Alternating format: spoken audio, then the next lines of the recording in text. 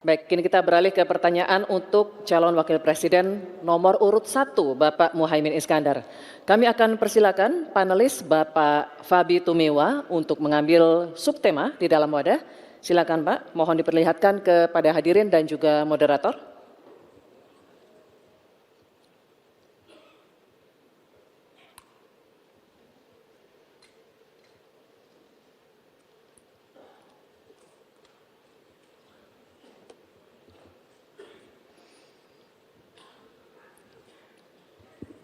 Pangan. Baik, terima kasih Bapak.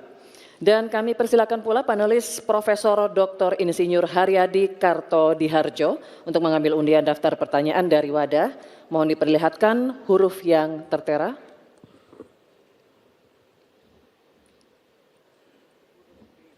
Huruf B. Terima kasih. Pangan huruf B. Baik, Bapak-bapak masih tersegel, kita akan buka.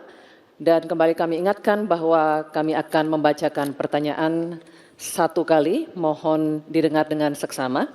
Ini untuk calon wakil presiden nomor urut 1 Bapak Muhaimin Iskandar.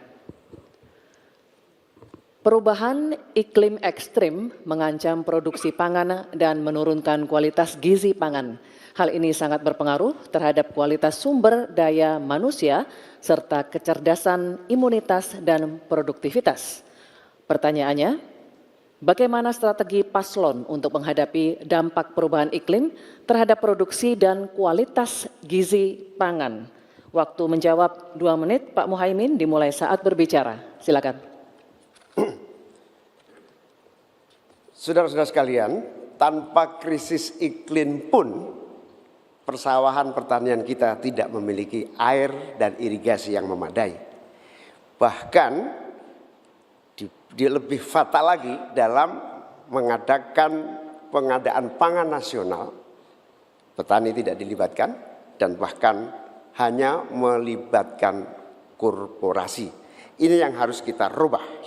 Kita ingin melihat bahwa potensi petani dan seluruh produk-produknya masih sangat luar biasa. Mulai dari pengadaan lahan yang memadai.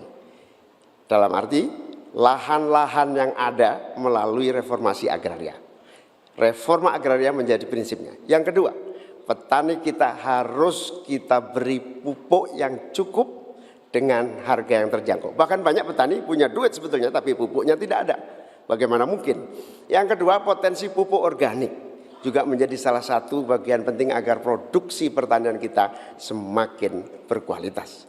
Di sisi yang lain kita ingin program perlindungan gagal tanam gara-gara iklim juga kita berikan supaya petani kita aman, merasa aman dan yakin dengan produksinya. Pengembangan irigasi dan subsidi pupuk tidak bisa dielakkan. Tidak boleh kita melakukan pembiaran petani kita sehingga kita kekurangan pangan, petani kita tidak diberi kesempatan untuk mengisi kekurangan pangan itu. Kualitas pangan kita bergantung juga kemampuan kita memfasilitasi agar petani kita lebih produktif lagi. Dengan cara ini, desa-desa kita libatkan untuk menjadi bagian dari satu kesatuan pengadaan pangan yang berkualitas, sekaligus kita hentikan untuk ketergantungan dari pangan di luar produksi kita sendiri. Baik, terima kasih. Selanjutnya, kami persilakan calon wakil presiden nomor urut 2, Bapak Gibran Rakabuming Raka untuk menanggapi. Waktu Bapak 1 menit dimulai ketika Anda berbicara, silakan. Baik, terima kasih. Enak banget ya Gus ya, jawabnya sambil baca catatan tadi. Kuncinya di sini adalah ekstensifikasi dan intensifikasi lahan. Kemarin, tahun lalu kita sudah bangun pabrik pupuk di Fak-Fak. Kuncinya untuk meningkatkan produktivitas, ya kita harus genjot kawasan industri pupuk. Kita dekatkan pupuknya dengan lahan-lahan pertaniannya. Kuncinya pupuk, dan pupuk harus didekatkan dengan lahan-lahan pertanian. Otomatis produktivitas akan meningkat. Dan jangan lupa mekanisasi. Kita ingin meningkatkan produktivitas para petani. Pakai RMU, pakai combine harvester, dan juga kita melibatkan generasi muda melalui smart farming. Pakai IoT untuk melihat pH tanah, keasaman tanah, kesuburan tanah, dan juga penggunaan drone untuk penyemprotan pestisida. Terima kasih.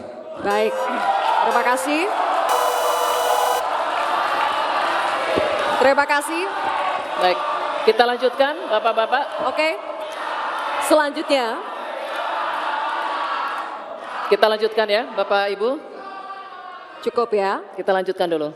Selanjutnya giliran calon wakil presiden nomor urut 3, Bapak Mahfud MD. Untuk menanggapi juga, waktunya 1 menit Bapak, dimulai ketika Anda berbicara. Silakan. Ya, kan masalahnya itu salah satu yang sering kita dengar, lahan berkurang, petani berkurang. Orang desa tidak mau lagi menjadi petani karena justru rugi. Terkadang kalau mau ingin mendapat pupuk bersubsidi dipersulit bukan main dan harus beli ke tengkulak. Nah di sini problemnya sebenarnya bagaimana penegakan aturan-aturan itu. Kami di Jawa Tengah itu pernah punya program di mana Pak Ganjar waktu jadi gubernur waktu itu membuat 29 badan usaha milik petani yang itu efektif untuk membantu petani saling menolong menggarap tanahnya sehingga dia kerasan di desa. Yang saya tanyakan, kebijakan hukum apa yang akan dilakukan untuk mengatasi masalah ini? Terima kasih. Baik, terima kasih Pak Mahfud MD. Kita teruskan lagi ya. Kita lanjutkan dulu ya. Kita teruskan Kita lagi lanjutkan debatnya. Cukup. Selanjutnya kita kembali ke calon wakil presiden nomor urut 1 Bapak Muhaimin Iskandar. Kami persilakan untuk merespons tanggapan dari calon wakil presiden nomor urut 2 dan 3 yang telah dikemukakan. Waktu Bapak 1 menit dimulai ketika Anda berbicara. Silakan. Terima kasih Pak Gibran. Yang Anda sampaikan hanya mengulang apa yang saya sampaikan. Saya ingin memperdalam lagi bahwa petani kita ini potensinya besar sekali. Jumlah petani kita masih sangat besar. Potensi tanah kita subur masih banyak lagi. Di sisi yang lain, kita juga memiliki apa yang disebut kebutuhan pangan kita, juga pasar yang luar biasa. Nah, dalam konteks ini, antara suplai kita punya potensi, antara permintaan kita juga punya sangat kuat. Oleh karena itu, pemerintah tidak boleh diam. Turun tangan, jangan terlalu normatif mengatasi keadaan. Untuk Pak Mahfud, saya ingin menyampaikan bahwa seluruh perangkat undang-undang yang menyangkut perlindungan petani dan produksi kita sebetulnya lengkap. Tinggal implementasi saja dari seluruh proses hukum yang kita miliki. Kemauan politik, kesungguhan, tidak mengabaikan petani yang penting. Terima kasih Bapak Muhaimin, waktunya habis.